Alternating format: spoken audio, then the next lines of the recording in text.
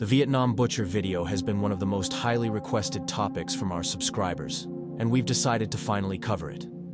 Due to the extremely disturbing nature of the footage, we won't be going into detail about what actually occurs in the video itself.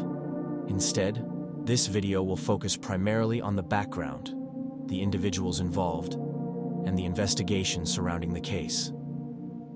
At the center of the case is Nguyen Xuan Giat, a 35-year-old Vietnamese man who reportedly harbored a deeply disturbing and extreme fetish.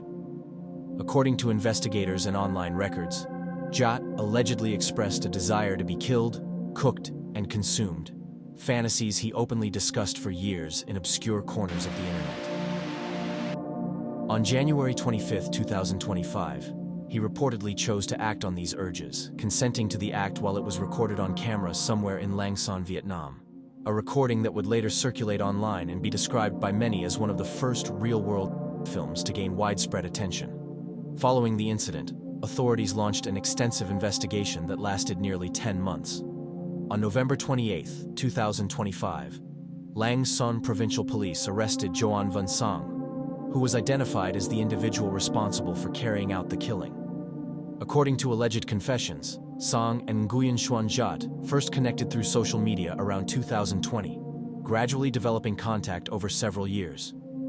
Investigators state that the killing took place at Sang's workplace, specifically at the Market Surveillance Unit No. 4 office, which was vacant at the time due to the Lunar New Year holiday.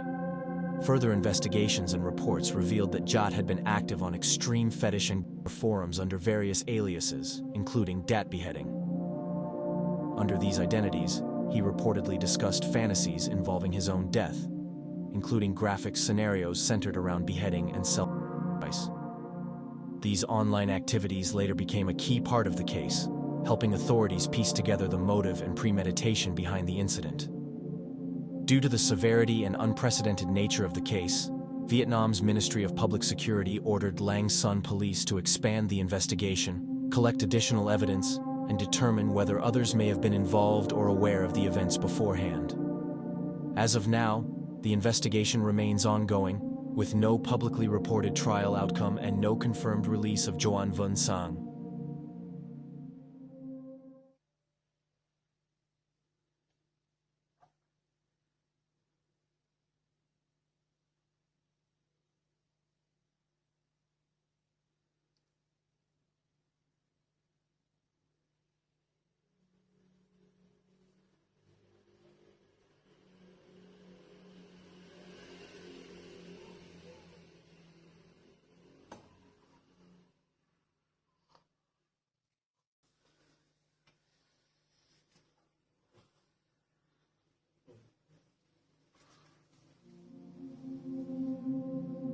On March 11, 2011, at approximately 2:46 p.m., a powerful earthquake struck off the coast of northeastern Japan, triggering a massive tsunami that devastated the coastal town of Onagawa, located along the Sanriku-ria coast in eastern Miyagi Prefecture.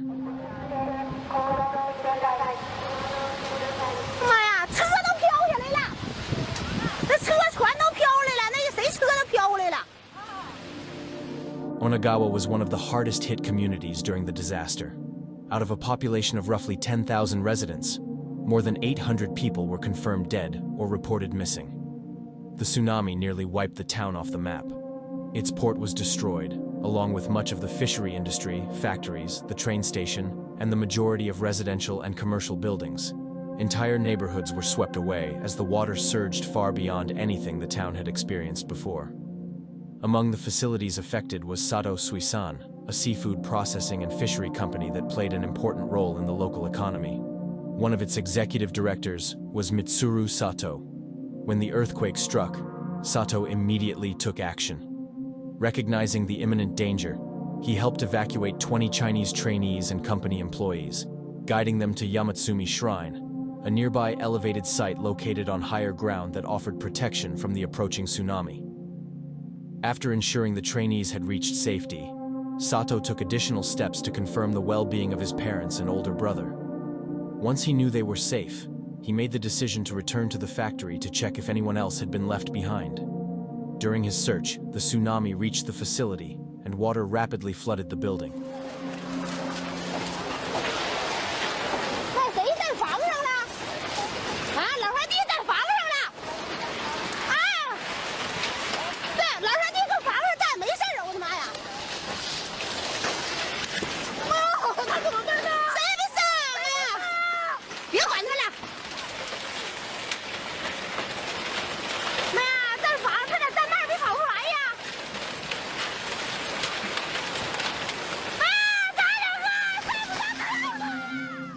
Sato managed to escape onto the roof, but the force of the rising water proved overwhelming.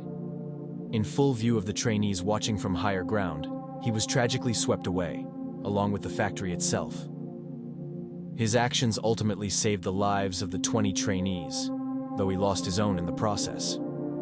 The trainees were later rescued and eventually returned to their home countries, where they were reunited with their families. The footage shown here captures the aftermath of the disaster, recorded from Yamatsumi Shrine by one of the trainees, Zhang Gunyan, and documents the immense destruction left behind by one of the most devastating natural disasters in modern history.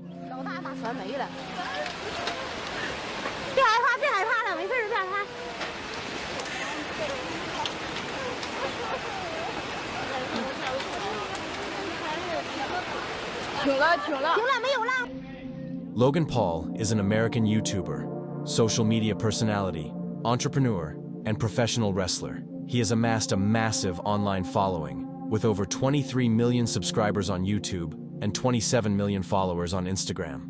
Despite this popularity, Paul is also one of the most widely disliked figures on social media, largely due to perceptions that he comes across as arrogant or self-centered, as well as his long history of public controversies. His most significant and infamous controversy occurred in 2017, an incident now commonly referred to as the Suicide Forest video. On December 31, 2017, Paul uploaded a vlog to his YouTube channel that showed the body of a man who had recently died by hanging in Aokigahara Forest, located at the base of Mount Fuji in Japan. The forest is often referred to as the Suicide Forest due to its tragic reputation as a site associated with suicides. The video was originally intended to be the third installment in Paul's Tokyo Adventures series. Paul and his group had planned to camp in the forest, but after discovering the body, they stated that they canceled their plans and notified authorities. Despite this, the decision to include footage of the deceased individual and the group's reactions in the vlog sparked immediate outrage. Within 24 hours, the video had accumulated 6.3 million views. The backlash was swift and widespread. Celebrities, politicians, and members of the YouTube community strongly criticized the video, accusing Paul of being insensitive and exploitative, particularly toward suicide victims and their families. Many viewers felt the content trivialized a serious and tragic situation for the sake of entertainment. In response to the criticism, Paul removed the video from his channel and issued a written apology on Twitter on January 1, 2018.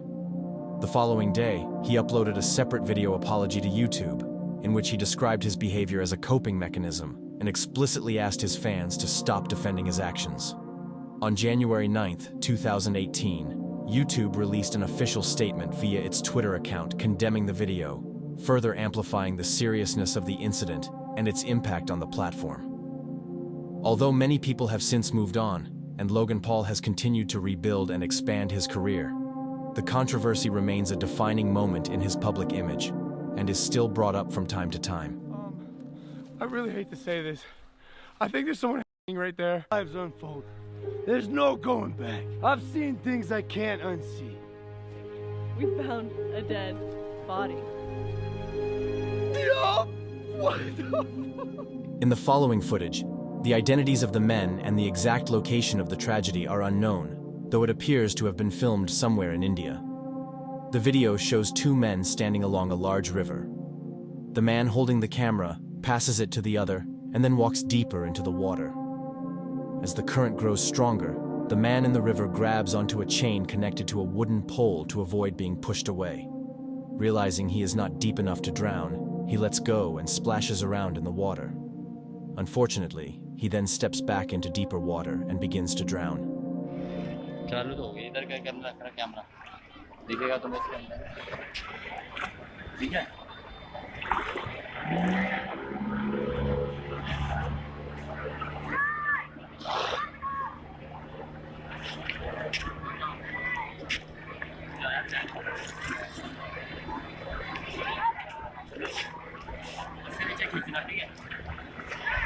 Photo तो नहीं खींचने खाली चलती आपने आपस camera सीधा रखा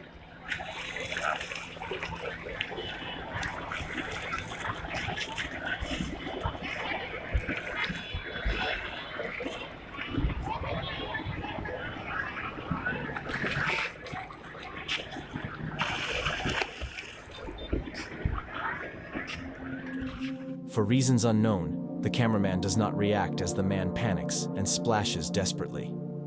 The movement gradually slows, and the man tragically drowns. Only afterward does the cameraman begin calling out for him, receiving no response. The video ends as he calls for help from boats passing nearby. Adding to the tragedy, several boats and people can be seen in the area, and the cameraman may have been able to intervene but did not, contributing to the man losing his life.